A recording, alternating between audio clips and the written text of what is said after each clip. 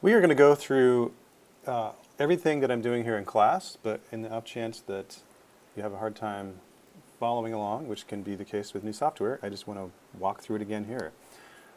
So you start off when you open Unity with this project list, and you can see some projects that I've worked on before, but I'm going to click New Project, and you won't see the screen until you sign in with your free Unity 3D account, which you can get at unity3d.com. So I start off, I give it a name. I'm just going to call this sample project. And then you see some options here. By default, it may set things to 2 dimensions instead of 3 dimensions. We're going to be working in 3D, so you want to make sure 3D is selected. And then you click this button that says Asset Packages. What this does is Unity has some really commonly used assets, which are packaged together, thus asset packages, that you use in almost every scene. And so the ones we're going to pull in are characters and cameras and environment. You'll see some other things in here, but we don't need any of these right now. So just click Done, and then we say Create Project. Okay, so once you've gotten to that stage, you're going to see this kind of big blank area, and you can move through this in 3 dimensions using these buttons at the upper left, which are called the selection tools. And the way they work is, well, they all kind of do different things. The hand moves your place within the scene, but does not move the scene itself. So if you can see that grid there, it's moving me up and down through the scene, right, and then left and right. I'm not actually changing the scene, I'm changing my place in it. If you have the hand tool selected and you hold the shift button or your right, sorry, not the shift button, the option button or your right mouse button, notice that the hand in there changes to an eye, right, as well as up here at the upper left. So now it's an eye. If I hold that, as I'm moving my mouse around, it's almost like I'm staying in one place, but I'm looking in different directions. So that's the eye tool. And you only see that if you hold down Option. That can be really useful as well. Another way to move your place in the scene is to press what I call the jack over here. And so you have X and Y. And if I click X, Y, and Z, you can see that it just quickly moves me around. So if you get stuck, that might be a way to kind of get yourself unstuck. And we'll get to these other tools in 1 second here. So the next thing we want to do is create a terrain. And to do that, I go to the Game Object menu, choose 3D Object, and then say Terrain. And then what do I see? Well, I see a big white space, a white terrain, but it's not gray anymore. You know, kind of boring. At this point, I may want to make it less boring. How do I do that? You can tell that when I select this area, which the select tool is the arrows that are clicking in all different directions. You can then click on objects in here, which are known as assets. And notice that I then have this square with arrows coming out of it. If I want to move something like my terrain, I can drag that and move it higher and lower. All right. Notice that on the right, it's changing the coordinates. So if I move it somewhere and I'm not sure where it went, I can go to the coordinates and actually enter coordinates and hit enter, and it'll take me back to where I want to go. And last thing, how do you add a texture to your, change this from white to something else? One of the buttons here over in the inspector, when I select this, is a paintbrush. If I click the paintbrush, then click Edit Textures and Add Texture, I'll get this dialog. I can then click Select. And then I have a selection box with a bunch of things in it. If you happen to know what you're looking for, you can search for it. So I'm going to look for sand.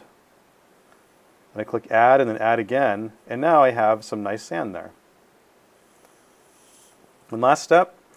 Who's ever seen sand that's on a perfect plane like this? I sure haven't. You want to make mountains or some kind of a terrain to it. So if you click this mountain with an arrow going up and kind of draw around, you can then draw some mountains. So I'm going to make something kind of like a canyon. Notice you can change the paint brushes too, so that you're painting with a different texture, which is kind of fun. Star is kind of weird, but if you move them around, you can do different things. And then you can also smooth it by clicking the water droplet on top of the mountains. So I'm going to then smooth my mountains. And now I have a scene that looks a little bit more interesting than just a blank slate.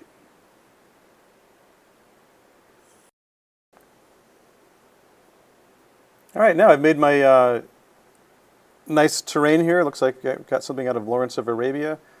How do I move through it like I'm in a little game or in a VR headset? For that, you need what's called a character controller, or in this case, a first-person controller.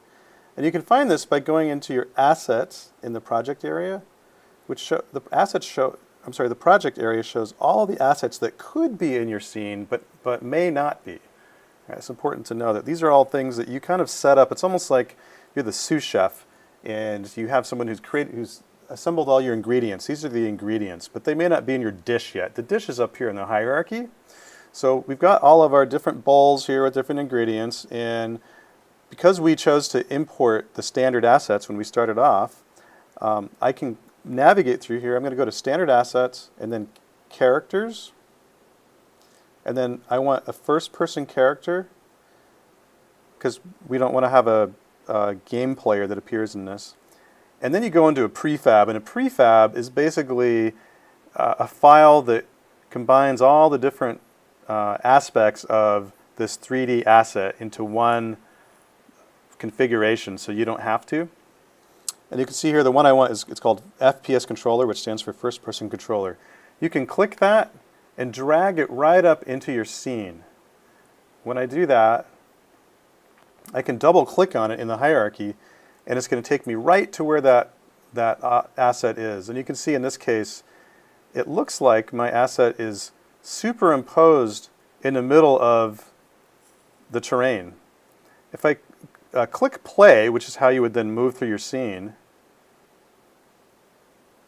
you can see there's a little bit of a jump there. It's, you know, when I start, what's happened is the controller has sort of jumped up from that area down below. It used to be that Unity would make you fall through the world, which was very disconcerting. If I click play again, I can go back to this. And notice that if I go here, this is the move tool. I select that, the arrows moving in all different directions. You can see those arrows appearing here. I can then click this and move it up. And again, just like we saw with the terrain, you'll see over in the inspector to the right that the numbers are changing, and it's the Y that's changing, the Y coordinate. And it looks like if I get to about 1, that my character controller or first person controller is now right at the right point. So I'm just going to go here and change that number to 1 on the theory that that's going to keep me from bumping up a little bit. And if I then click play, you'll see that, well, there was a little bit of bump, but maybe we need to make it a little bit higher. I can then use my arrow keys, or W, S, A, and D, you gamers out there will know that, to move through my scene. I notice that as I'm moving, there's sort of a walking gait, right? So this jump to kind of make it feel like I'm walking, because I'm a bipedal creature here. I'm not an alien or something. Most of these controllers will have different options, and really any asset in Unity will have different options over here. This is all kind of encoded in the prefab. And one of them is you have walk speed. So if you want to walk faster, you would increase that to, say, I don't know, 15. Let's see what happens. Increase to 15, and now I'm sort of like walking real fast, right? I'm going to change that back to 5. And then I have run speed. Run, I believe you hold space to do that. But then going further down, you'll see that there's something called a head bob. And there's also a jump bob. So if I don't want those on here, there's a little checkbox next to head bob. I can just uncheck that. And now none of these other settings that are under here are going to be surfaced at all. And if I then click play, I can then move through the scene, and then it's almost like I'm on a car or something like that. So you can use those kinds of effects to make things feel a little bit more immersive or not. You know, maybe your character is in a car, and so you want that. You don't want them to have that walking gait. Or maybe they're a giraffe, right? And they'd have a much larger walking gait, which you could then change down here. So there's a lot of different options that you can play around with. Another one here would be footstep sounds. I really don't like having footstep sounds, so I usually would go in there and remove those. And the way that you would change things like that is, you can see here I have footstep sounds and then jump sound and land sound. And you can see that it has an audio file in each of those. If you want to change any of these options that you see in a kind of a form, you don't actually click on the form, which would make sense, right? You click on this little circle with a dot in it, and Unity works this way everywhere. So just remember, you see a circle and a dot, that means I can change it. If I click on that, then I get, just like with the terrain, I get a list of different sounds in this case that I could use, and I'm going to change that to none, and then it's unselected. I'm going to do that same thing for land sound, so I don't have any sounds.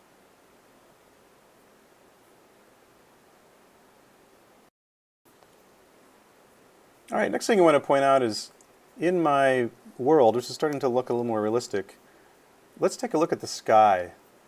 There's a little bit of depth to it. It looks like maybe it's a really, I don't know, middle of winter, but a sunny day, and there are no clouds, right? And I can sort of see the horizon there, but it's still not that exciting. How do we make it more exciting? Well, for that, you need to use what's called a skybox. And skyboxes are not built into Unity by default. When you create a new scene, you have to go get them. Where do you get them? There's something called the asset store in Unity that where you can find stuff like this. And if you go to the window menu and choose asset store, you'll see this tab will come up. Notice that it's in the same screen area as my scene, and then game is the game view. Animator, we'll get into that later. And then asset store. I like to open the asset store outside of this, and so if you grab that tab and kind of move it up, you'll see that you can then turn it into its own window. I can make it bigger here. There's all kinds of stuff in here that is completely, well, not completely free. Some of them will cost a little bit of money, but usually like $10 or so. And you can kind of look through here for all kinds of stuff. But in this case, we're going to look for skyboxes. So if you type in a skybox, you'll see a whole bunch of different skyboxes. And you know, there's a cartoony sky, fantasy skybox, etc. A little trick with the asset store is if you look at the very top in the sorting, you can sort by relevance, which is the default, popularity, name, and price. Since we're cheapskates here and we're just learning, we're just going to click price to see all the free stuff. And then you'll see a lot of different skyboxes that are free. So here's one that's sort of a desert sky. This one looks like maybe there's storm, wispy skybox. The one that I want is Cold Spring Day. It's just one that I've tried before that I like a lot. And, oh, looks like that one you have to pay for. But I've actually made it available for you for free. So I'm going to find in my, so if I click here in the downloads, I can see everything that I've downloaded before. I'm going to look for Cold Spring Day, and here I have it. So I'm going to import that. Oh, looks like I already imported it. If I hadn't, then it would give me a dialog showing me all the different parts of that skybox that makes it what it is. I would want them all selected and then click import and then wait for it to then close out. And I'm going to then find that skybox down here in assets.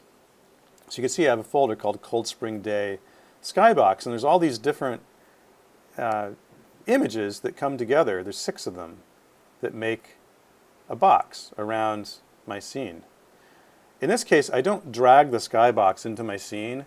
I go to the lighting settings. And so if you go to the window menu and choose lighting, so window lighting, you'll see this option come up here. And there's a bunch of things that you can change in here, but what we want to look for is the very first setting, which says skybox, and then it says default skybox. If you click the select button, then we can find our skybox in this list, which you can also search for. So I know it was Spring Day, so I can spring. There's my Cold Spring Day skybox. Once I've done that, notice what's happened. I have some really nice clouds up there, and it's starting to look more like a realistic scene. So get to that point, then go to the next step. All right, the last thing I want you to do in this basic scene is to add some stuff to it because, you know, who cares about a terrain when there's nothing to look at, right? So for that, again, we can go to the Asset Store. So you go to Windows, Asset Store. Just so you know, if you have this asset, the reason I keep closing the Asset Store window is that you can't do anything in Unity when it's open. Oops. So I always close it. So in this case, then, I went through here, through 3D models, and I found some stuff that was free. So you can see there's categories on the right. And I thought, oh, let's put this piano in the scene, because why not? Pianos are fun. I used to play piano. I click piano, and I click download. It's going to download everything. But I've already downloaded it. It shows up here in my list of downloads. So I can go here and search for this piano. Oh, you know what? I take it back. I had not downloaded it. I did it on another computer. So let me go back over to here. Let's find the piano. We want the free piano because we're cheap. So I click download. Oh, you have to sign into your Unity account. Looks like it had logged me out. So I'm going to do that real quick. So keep me logged in. There we go.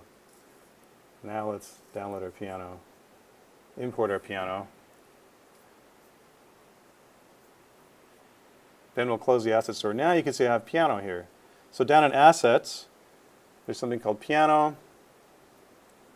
I can then situate my cursor kind of where let's put it near my first-person controller. So I'm just double-clicking stuff up here in the hierarchy to go to it. Then I'm going to hold Option down and sort of zoom out a little bit. And I want to put the piano right in front of where my character is going to be. So, but before we put the piano in there, let's take a look at this character controller. You see there's sort of a cone shape sort of coming out from it.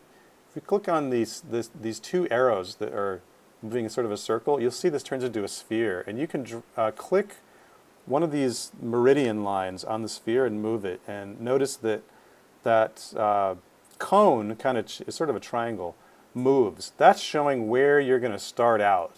So if I want to be looking this way when I start, then I'll have my cone going in that direction. In this case, I do want it going this way. So it's always good to kind of know where that starts. Now I'm going to go to my piano, and you literally just take it down in the assets, and I drag it into my scene. And then if I double click on piano up in the hierarchy, you can see now I have a piano there. In this case, I want my piano to be facing my controller. So I have the circular buttons selected. I'm going to click one of these meridians, move it that way. And then I want to make sure that it's at the right height.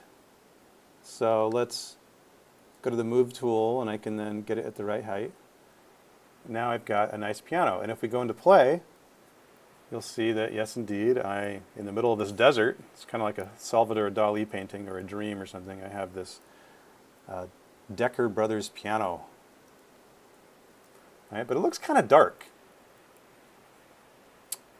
That's because there's no lighting in my scene. I do have some basic lighting that's coming from the skybox, but I need to add some lighting. And to do that, you go to Game Object, 3D Object, and choose, Game Object and Lighting, Light. And there are different types of lights you can add. In the free version of Unity, there's really only a couple of lights you can have. One is the directional light. And if you choose that, that's kind of saying what is the direction of essentially the sun in the sky. So you can see now I have some light here, and it's very bright. So I'm going to go over here in the inspector. So I have directional light selected. In the inspector, I see I can change intensity. So I'm going to bring the intensity down a little bit. And this is pretty cool. I want to zoom out so you can see this. If I go to my the torquing tool here, and I move the light different directions, notice how it's almost like, even though this light is right down on the ground, it's not really there. It's sort of in a mythical place up in the sky somewhere, a theoretical place. And so in fact, if I moved it higher up in the sky, it's not going to make any difference where this particular light is, but here you can see it better. But imagine that being just sort of a reference point for, okay, this is the direction light is coming from wherever you're at. All right, so that's the first type of light you want. So if you wanted it to be kind of a dusk scene, you might make it like, I don't know, like this, because then you can see there's a lot of contrast in that mountain. But if you want it to be high noon, you'd have it like this, right? So if you've ever filmed a movie, maybe you TRF students or broadcast students are familiar with this, lighting is very important, right? Just as important in VR. So now we've got our piano there, but I want to have a different light here because in this case, well, I want people to be able to see the keys. And I want this piano to kind of stand out on the horizon a little bit more. For that, you want a different kind of light, which is called a point light. So game object light and point light. When I do that, notice that if you can see that, there's a little bit more of a kind of a, not exactly a spotlight, but there's light around this object. And I can change the intensity here. I can also, this light I can move, so I can determine what point the light starts at. And then if I kind of zoom out, you'll see that there's a sphere there. So you can drag, click and drag different points on that sphere to indicate kind of what its area of influence is. And if you look at range over here, it's changing the range of the light. So that's something you can also just change manually by hitting the number. All right, and I want that to be right on my keys. So I'll put it right over there.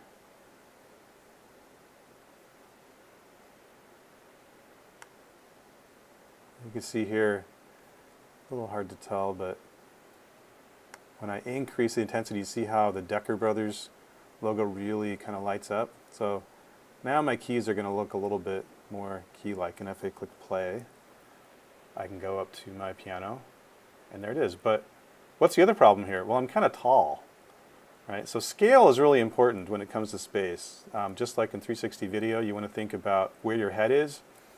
I'm going to feel like I'm a giant looking at this, you know, or maybe I'm a toddler looking at a little Playmobil piano, right? So I want that to be a little bit bigger. And to increase the size of it, you select the object, and then you click this box that has arrows moving out of it in the selection tools. And that does literally what you'd think it would do. I can, if you click in the middle of you see these boxes around this with boxes on them. I'm going to show you what you don't want to do, which is to drag one of these boxes and make it bigger. Now it's stretching it, right? We don't want to do that, so I'm going to go edit, undo. But if you click on the box in the very middle, then it's going to increase it while observing aspect ratios. Okay, so now I make it a little bit bigger. And now it's looking a little bit better. Now I feel like maybe I'm a 3-year-old walking up to a piano. So we may want to make it a little bit smaller. This stuff matters because you're really creating the experience here. So you want to get this right. So you'll find yourself spending a lot of time sizing things, going and looking at them in play mode until you feel like, okay, now I feel like I'm an adult going up to the piano.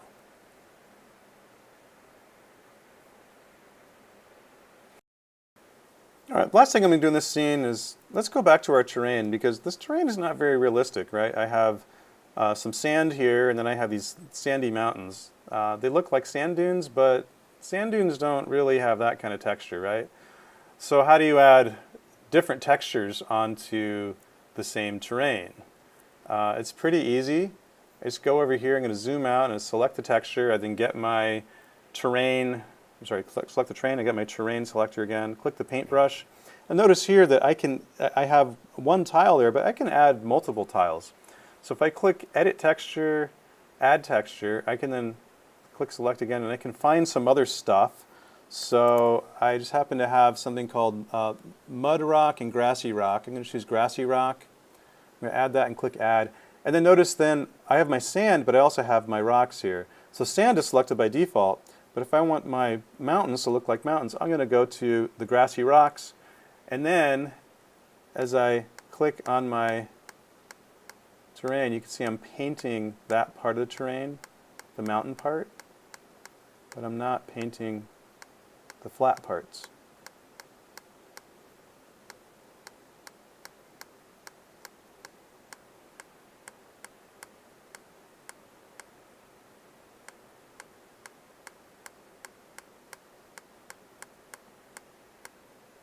Alright, so you're going to get it just so, and then when you go into play now, alright, now it's starting to look more like a realistic scene.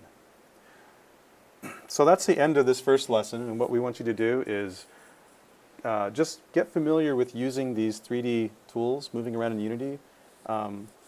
Know kind of how to, the difference between a project, hierarchy. The project, remember, is the area where the sous chefs are preparing all the ingredients. The hierarchy is what's actually in your scene.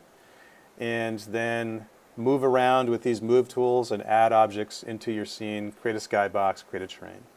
The last and most important thing, which you should do very often, by the way, is you need to save. So there are two very important things you need to save. First is you're saving your scene. All right, so you get a file menu, you'll see Save Scene. And a scene is, you can think of it almost like a level in a game.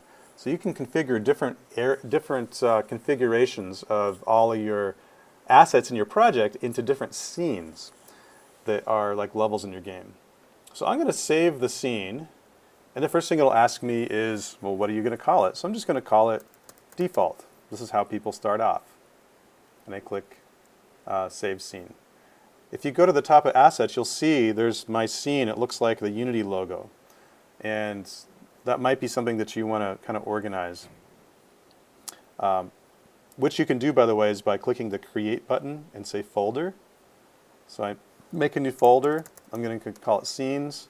And then I drag my default scene into that. And now I can find my stuff. And you really want to keep this the asset folder organized, or you're going to get lost very quickly. So that's the first most important part, is save a scene. The second, and by the way, so you can do save scene as too. So if you make a lot of changes, you can go back to a previous scene and delete the new scene where you mess things up, which will happen, trust me. Talk to people in the previous class. What you also want to do frequently is save your project, right? So save project is saving everything that's both in your hierarchy, which is representing what's in a scene, as well as all the assets and everything you've pulled together. So you always want to save both. And if I click File and Save Project, then it's going to save it. And where does it save it? It puts it in a folder that's exactly where I had, when I created my first, when I created my first scene, in that very first screen here, I saved it in a folder.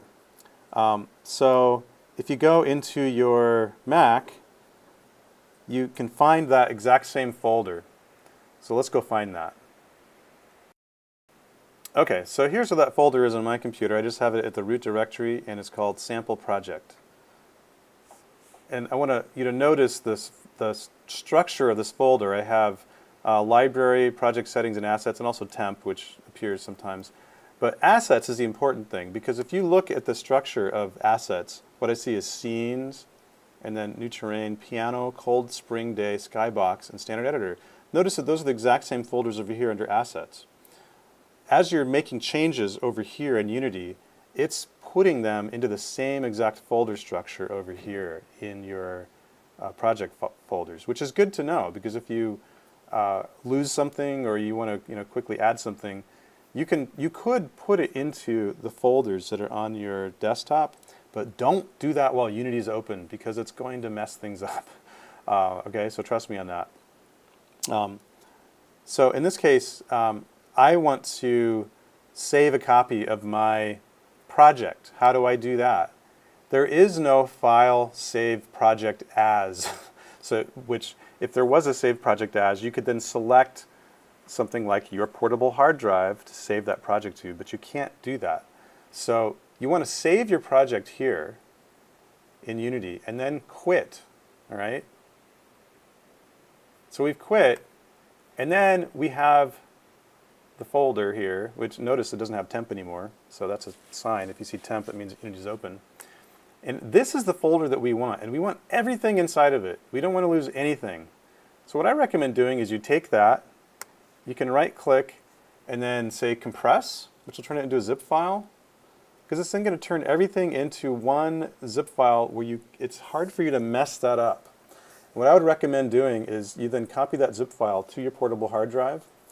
And then when you're coming back to then work on your project again in the labs, you then copy that zip file to the desktop, give it another name, and so that you're then working on a new version of that file. And if you mess things up, which can happen very accidentally, you'll see, you could always go back to a previous version. So now I have my sample project. I'm then just going to connect my portable hard drive, copy that over, and then I know that I have a good version. And you may even want to, come up with a naming convention where you're putting dates, little heuristic cues that remind you of what you did in different projects and scenes.